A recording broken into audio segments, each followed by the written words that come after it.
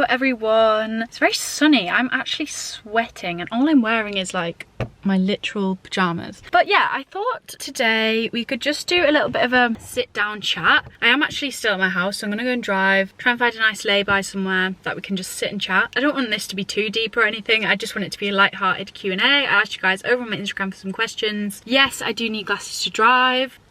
I don't mind my glasses, but you know, I'm definitely not looking really hot in the driver's seat. I'm definitely the kind of girl that you think, oh god, she can't see. It is boiling in my car, so I'm gonna set off. Okay, this is the angle we might have to work with. You are kind of just staring at my tits. I can't write one song that's not about you. I'm always scared people think I'm a really slow driver. I'm actually not. I just have a black box, so I actually can't go over 20 miles per hour. Mr. Nissan behind me. There's a horse and then there's a car that isn't fucking moving. Why would you just, why? Living for the thrill of hitting you where it hurts. Give me back my girl like you was mine first. In a damn sure never went down to the devil at 19. Okay, so I've parked up. I mean, golden hour, but I can't actually see. Oh, the beautiful great British countryside. Wow. I think I might actually turn my car around so that the lighting is like from this way because it's a lot better. As much as I look so beautiful, I think I need to turn the car around. See, that's literally so much better. I can actually speak to you and I'm not going to overheat. I mean, I probably will overheat because it's hot. Maybe I'll open a window. Oh. Oh, that does not sound good. I thought my car's tripod was gonna break my window then. Oh, this fucking car, I'm gonna lob it out the window. So I'm actually sat in the passenger seat right now because the steering wheel was just getting in the way. It's actually such a cute setup. Oh my god, if I was on a date right now with a boy and we were just chatting about life, that'd be great. But I'm not. I'm here by myself and I'm chatting to my own camera, so this is so peaceful. Okay, why did that guy in his ugly fucking farmer car just give me the dirtiest look of my life? I asked you guys over on Instagram for some questions, so let's answer them. So someone said, how is it being at home since coming back from uni? So home has been all right, you know. I mean, I have been working when I'm back here. It's not like awful. I mean, I'm not gonna sit here and say I love working because I don't, and I think I kind of look at it in a mindset where if I work this summer, then hopefully I can just have the year at uni and not have to work. I mean, whether that's gonna happen, I don't know, because rent is fucking expensive, life is expensive, the south is expensive, so God knows whether that'll actually happen or not. But to keep me going, to keep me getting through this summer, I'm just gonna work. But also, it's kind of annoying because as much as I love being in the countryside and being at home and just chilling in the summer and, you know, having a garden and having a lake nearby to obviously go in when it's really hot, because obviously we have just had like 2 or 3 weeks of really nice weather. But it's also annoying because I wish uni was in the summer. I know obviously we had a little bit of uni in May and the start of June, but pretty much uni is kind of more of like a winter spring thing, which is so annoying because I feel like if uni was during the summer, I know obviously if there's like exams and stuff, practicality it wouldn't work, but we're speaking hypothetically here. If I could have my uni experience in summer, oh my god, it would be the best. Like, it would be so just fun. And like, not that uni wasn't fun in the winter, because it was, but also you guys saw me, like, uni in the winter is hard, so I feel like if uni was in the summer, I'd just thrive. But also saying that, I feel like if I was back home for say 3 months in winter, that would also not go very well because that would be so depressing, I can't lie. So I don't know, but I do wish that there was more uni in the summer, even if it's just a month more. But I guess I can always go down to Bristol. I am going down to Bristol to move into my new house, and then I'm also, I don't know, we haven't planned it yet. Me and my flatmates might do something in Cornwall or something because 2 of my friends live there, so who knows. But yeah, home's okay. I mean, I find it quite hard to entertain myself because a lot of my friends just work full time, and I actually haven't been working full time because, not gonna lie, I'm not the type of girl to hack full time. Like, I'm just not, that's just not me. Why is there so many cars? I swear this road is a road where no one drives down. I think I've drove down this road twice in my life. Anyways, so yeah, I think it is hard whilst being at home to occupy myself because I guess it's just kind of bit boring. But also when it was really sunny, I really liked it because me and my friends would go to the lake or we go for a pint. But when it's like raining and stuff, that's just depressing. But yeah, I actually don't mind it. I think when I came home at Christmas time and Easter time, I just didn't enjoy it as much. But I think because I'm in my new house now and I've got a lot more into fitness and stuff since coming home, and I've actually really been enjoying going for runs like in the countryside, obviously, because in Bristol, yeah, I love running around the harbour and stuff. It's just busy and I feel like it's just not got the same vibe as running down a country road with no one else on the roads. it's just you and your headphones and it's sunny and just, I love it. So I actually did my first 8K today, which might not sound like a lot to someone else, but to me that is the longest run I've ever done. I actually use the Runner app. If you don't use the Runner app, please do, because it just really helps with your progress and it structures your training plan, and it just kind of tells you what paces you should be going at depending on your goals and stuff. And I just, yeah, I've been loving it, and I think I'm week 5 into an 8-week program to improve my 5K time. So at the minute I can do 5K in about 38 minutes, which isn't actually that bad, but I want to get it down to like more like 35 minutes, 30 minutes. As you guys know, I've really been getting into the gym, and for the past maybe like coming up 6 months, but I kind of hit a bit of a plateau. I spoke about this in my other vlogs, so I'm not going to speak about it too much, but I basically just kind of became a bit demotivated at the gym. I found in the past 2 weeks when I've been going, I just haven't really been enjoying it, which is really a shame because I love the gym, and for the past few months I have been loving it, and I've been prioritizing it in my daily routine and all that kind of stuff. So to go and just not enjoy it, just something that I like can't control, is like so annoying. So I've decided to just take a few weeks off the gym. Not necessarily off the gym, I mean I went on Saturday, it's now Wednesday, I haven't been since. I was severely hungover on Sunday though, so that is probably why I haven't been. But I think just having a little bit of a 2-week, 3-week break from the gym is good, because apparently you need kind of deload weeks, they're called, every few like months, just to kind of bring down your reps, bring down the amount that you're lifting, and just like let your muscles repair. And I think I was just so, because I started going like 5 times a week, and I think I was really seeing so much progress, and then I was lifting quite heavy compared to what I was lifting at the start, and I obviously wanted to push and push and push, but you've got to realize that you've got to have breaks. And I started just lifting a little bit lighter, not doing as many exercises, not doing as many days of the week, just chilling out. I'll get back to it soon, but obviously with work as well, it is quite hard to keep it running and the gym, whereas at uni it's easy because I do fuck all at uni. But yeah, what was I even saying? Yeah, been getting back into running. I've been prioritizing my running, so I run about 3 or 4 times a week, and I kind of try and do that before work or kind of as I wake up at the start of my day, just so it sets me in the right mindset. I feel like a run really just gets me in the zone. And this is funny, right? Let me know if you experience runner's high, because me and my mum always say like we've never experienced it. What is it?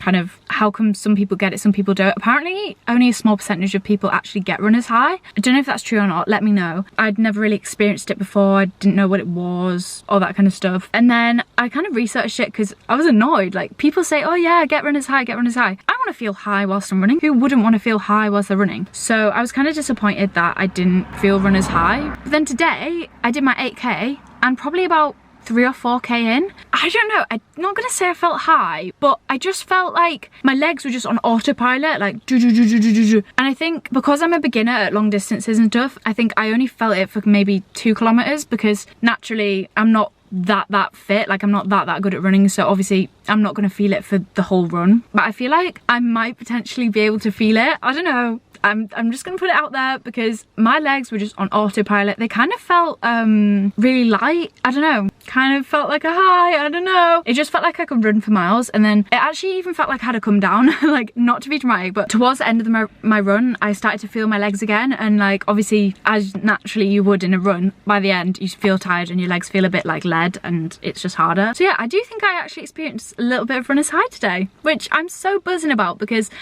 I just genuinely thought that I wasn't ever going to experience it. And I mean, who doesn't want to feel high, especially whilst they're running? Like that is amazing. So I'm thinking to feel runner's high you have to run, well this is a fact, to feel runner's high is most commonly found in who am I, David Attenborough? It's most common to feel it in a long run, and I think because I'd never done a long run before, I'd never felt it. So I will keep you updated, but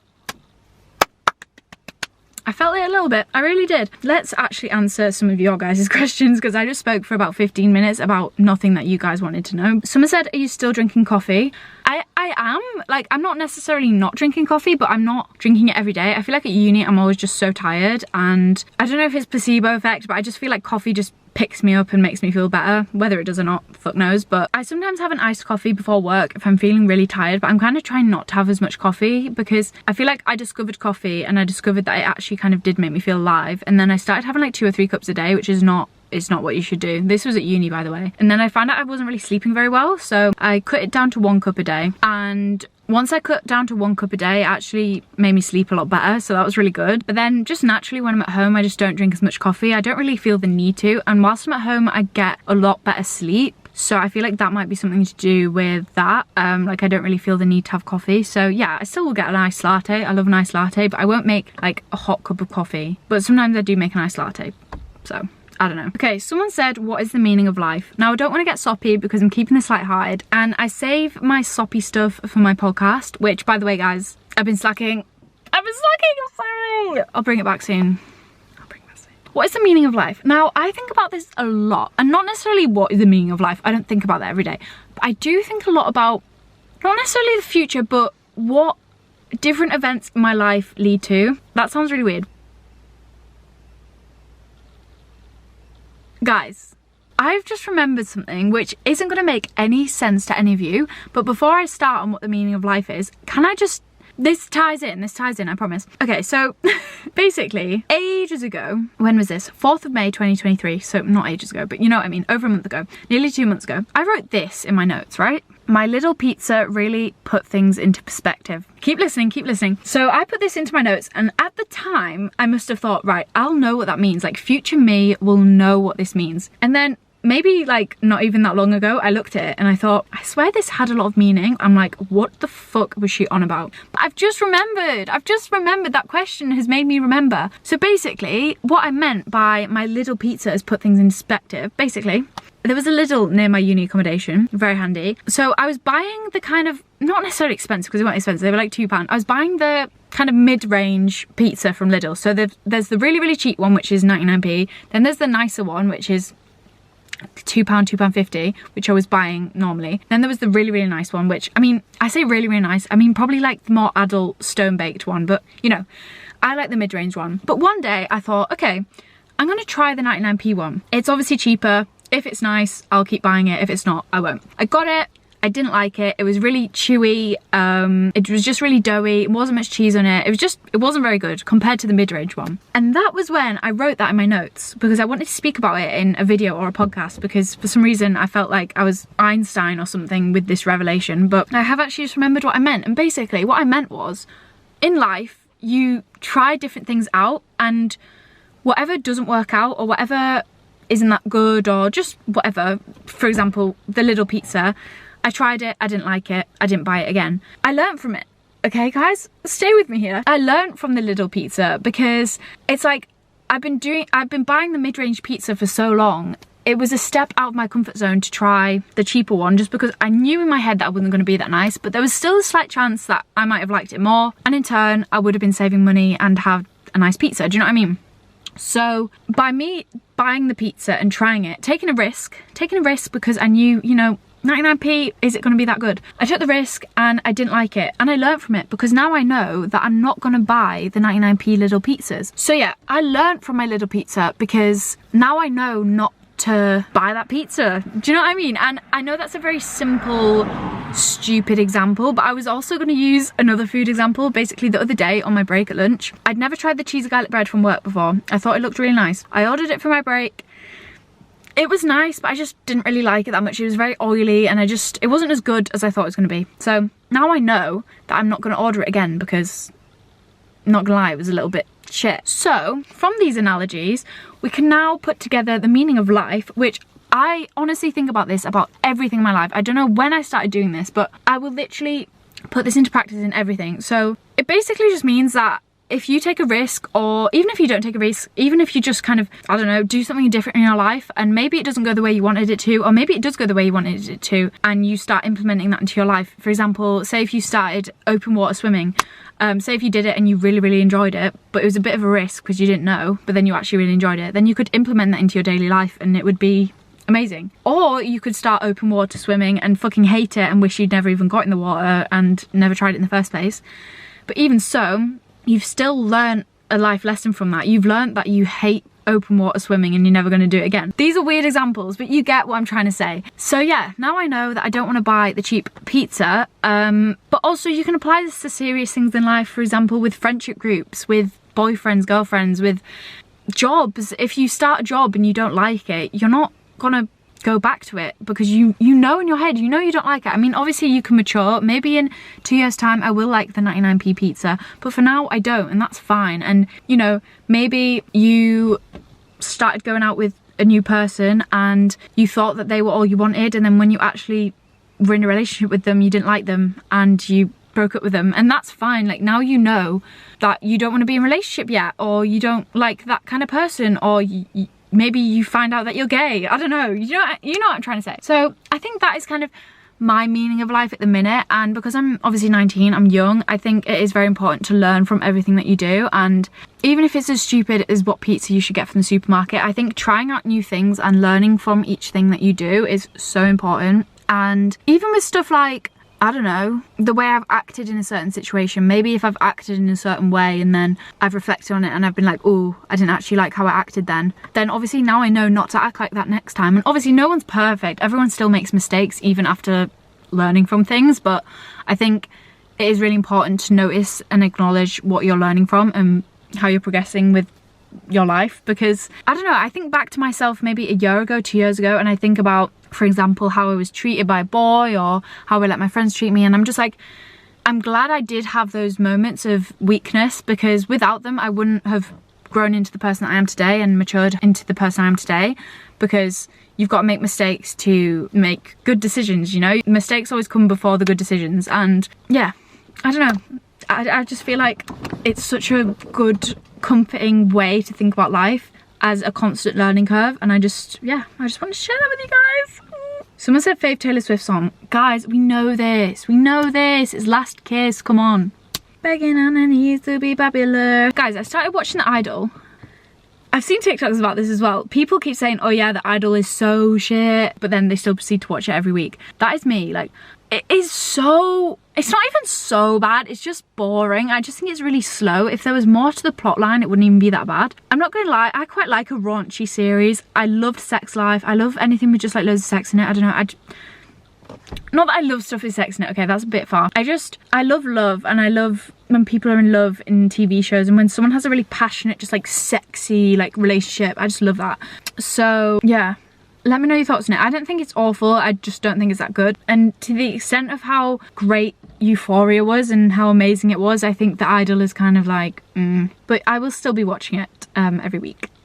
Someone said, are you going on holiday this year? I'm actually going to Spain with my dad and my sister, which I'm really excited about because that's the only like abroad holiday that I'm going on this year. And yeah, it's just gonna be really wholesome, and we're gonna go like scuba diving, which I'm not one to be scared of the sea, but I feel like that's a little bit scary, but I'm actually so excited. So yeah, I feel like it's just gonna be chill vibes. I'm thinking I might try and go for a run whilst I'm there. Not to be a runner, but our hotel doesn't have a gym, so I can't go to the gym whilst I'm there. So I'm thinking maybe I'll bring my running shoes, but I can only bring a carry-on, so I don't know if I'll sacrifice space for my running shoes, but we'll see. But yeah, I didn't know whether to talk about this in a video because I didn't want to make it that deep, because it's not been that deep between me or between my friends, like it's not that deep. But I actually chose not to go on the girls' holiday this year with my friendship group from home. No bad blood or anything, like it genuinely wasn't like that. I'm not gonna lie, I went to Zante last year. I'm glad I did it because, you know, I think everyone should experience a proper like lads girls holiday, whatever, to somewhere like Zante or Maga or wherever, but it just wasn't my cup of tea. And I don't know, maybe in the future I'll go to Ibiza or something and I'll really enjoy it. I don't know, it just wasn't my cup of tea, and to be honest it was stressing me out. And I just basically, they booked it way back in December, so it's not recent news. But yeah, I chose not to go on the girls summer holiday, which I think was actually a really mature decision of me, and I don't regret it. I knew in my head that I didn't want to go on a party holiday, and old me would have just gone anyways because she didn't want to be left out, or she didn't want people to hate her, or she didn't want to look like a loser, whatever. I'm so glad I just made that step and just didn't go, and I was just so straightforward about it. I kind of just texted them and was like, look, I'm not gonna go, and they were obviously fine with it because they're my friends, like they obviously don't care. But like, I thought I'd be sad about it coming closer to it, but I'm actually not. I think I made the right decision, and I think sometimes you've got to make decisions for you, even when you think, you know, other people might not like it. Or I also have quite a low social battery sometimes, and I feel like when you go on a holiday with loads of girls, it's like, oh my god, this is intense. And when you throw that on top of somewhere like Zante or wherever, like it just becomes a lot. And not gonna lie, just not my cup of tea. So yeah, I'm not going on a girls' holiday, but I am going to Spain. So I'm really excited for that. I might vlog it. I'm not sure yet though. Someone said, how do you shave down there without bumps? Now I'm not gonna lie, I obviously still do get bumps. Like I'm pretty sure every girl gets razor bumps, but I will recommend use gel aloe vera. You can get it in any supermarket or any like Boots or anywhere. It is so good. And not to be TMI, but if you get like spots on your bum or like sweat rashes, is that even a word? If you get like sweat rash or anything like that, literally use aloe vera, it will be gone the next morning. Trust me. Someone said, how have you found first year of uni? I didn't really want to answer this today because frankly, I can't really be asked to speak about it because I feel like it's quite a heavy just answer because there's so much to it. So I might do a podcast episode about it or just a separate YouTube video. So for now, I'll just give you like the short answer, but I loved uni this year and I've had a lot of ups and downs, but I think I ended on a really high. I ended on a high and I think that is a really good way to end your year of uni. I know obviously you might not have a choice, but if you can end your year of uni on a high, it just makes me so much more excited to start again in September, and it's just made me feel so much happier in my own head about uni, and it's made me just be sure of myself that this is what I want to do and that I do want to stay at uni, because I'm not gonna lie, and I've never really said this to anyone, but you know, I had a low patch kind of, I think it was coming up to Easter, kind of April time. I just found uni a bit depressing. I think it just was winter depression, and like I just felt a bit low and I just felt a bit lost, and I didn't say it to anyone because I wasn't actually gonna, but I did in my head. I was like, do I need to drop out? Do I actually need to drop out to be happy? Like, am I gonna make it through 3 years of this? Because I don't know. And it's nothing to even do with my friends. I've made amazing friends at uni. I've made friends for life and we've done the most amazing stuff, and I've learned so much about myself, and I genuinely wouldn't change it for the world. And I look back now to April time and I think, how was I that low? Like, uni was great. And I think because I've ended on such a high, like the last half term of uni was amazing. Like, it was so good. I went to a festival, we had loads of events, just had so much fun with my friends. Obviously got so much closer with all my uni friends, because obviously at the start you're not really that close with these people, but especially my flat, like I really came close with them towards the end. And I don't know, I just feel like when you're in the middle of uni and it's winter and it's just, you're not that close with everyone, it's just, it can be hard and it can feel a bit lonely. And I don't know, I genuinely did think in my head, like, am I gonna have to drop out, because I wasn't really happy at all. But I'm just so glad that I'm out of that place now. And I mean, I probably will have other moments like that in second and third year where I probably feel a bit lost and a bit lonely or whatever, but for now I'm just really happy with how uni has gone, and I would recommend it to anyone, even if you're scared, even if you're not sure. I think it's always good to try it. I know it's a lot of money and it's a lot to lose, I guess, in the money side, but it's honestly, I have learned so much about myself. I have met my favorite people in the world. It's great. And I know I've been really lucky with my flat and my friends and everything like that, and I know not everyone has such a positive experience, and I'm aware of that, and I've been through it myself. I've been really down whilst being at uni at some points, but as a whole I think it's just great, and I have really enjoyed it, and I'm excited for the next 2 years of uni to see what's to come. Someone said dream travel destination. I'm gonna be cliche and say like Thailand, Bali vibes, or maybe I'm not gonna say Australia because I've never actually really been that interested in Australia. I actually don't know why, but a few of my friends have been, and obviously it looks amazing. I do really want to go traveling. I think after uni will be a perfect time to go, because I think obviously I could go in like a uni summer, but I think uni summer is the time where I need to make money, and going traveling is obviously going to drain me of my funds. So yeah, I think I want to go kind of after third year. I obviously haven't planned anything. I haven't even started saving for anything yet, but I think that is definitely something that I want to do. I think I would just really benefit from doing, I don't know if I want to go solo. I don't know who I'd go with. I think if I could go with a friend, that'd be great as well, but I'd happily go on my own. Like, I don't really mind. I just think I'd learn a lot about myself, and I think it's really good to have experiences like that are different to like everyday life, and I think it'd be really cool to vlog it. And like, I just love hot weather and like the ocean, and I don't know, and especially because I'm a bit more into fitness, I feel like doing stuff like hikes and stuff might be fun, and you obviously meet loads of different people. I don't know, it just seems like something that I'd be interested in. So yeah, somewhere like Thailand or just that kind of traveling area I think would just be really fun. Someone said, where do you see yourself in 10 years time? This is such a hard question. I never really think about stuff like this. I kind of think about kind of immediate future, which is like, I don't know, 2 years ago, 3 years ago. I think about that kind of thing, but I don't really think about actual future, like 10 years. I don't know, I guess the cliche one is to be in love or whatever, which, you know, would be amazing, I can't lie. In 10 years I'll be 29, so honestly, God knows. I hope to be in a good job, obviously, and as long as I'm happy and healthy, and I want to live in a nice place. I think I want to have a place of my own, whether that be like a really nice apartment or a house. I guess by kind of 30 years old I probably want to have a house, but who knows. And yeah, I just want to be financially stable, and these are really boring goals.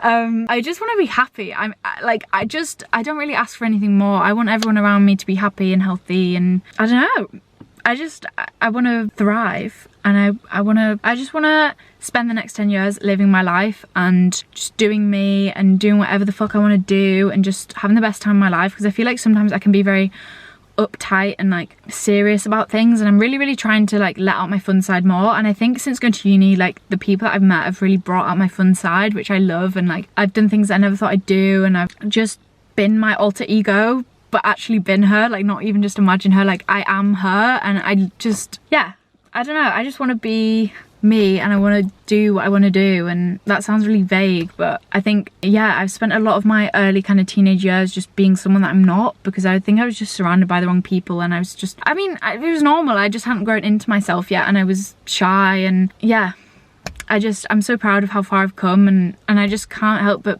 be excited to think about how I'll be in 10 years, because imagine the growth. Let's imagine the growth. So I think I'm gonna end the video there. I feel like this has been a really wholesome, cute video. I feel like I've said some nice, inspiring things. If you have any other video requests, let me know down below what you want to see. I can't even get over how beautiful like the scenery is right now. Slay mama. I hope you've enjoyed this video. If you did, give it a big thumbs up, leave a friendly comment down below, and subscribe. Don't forget to follow all my social medias. They are all the same like username. I love you all so much. Stay happy, be you, be the best version of yourself, surround yourself with good people, and yeah, I'll see you in my next video. Bye.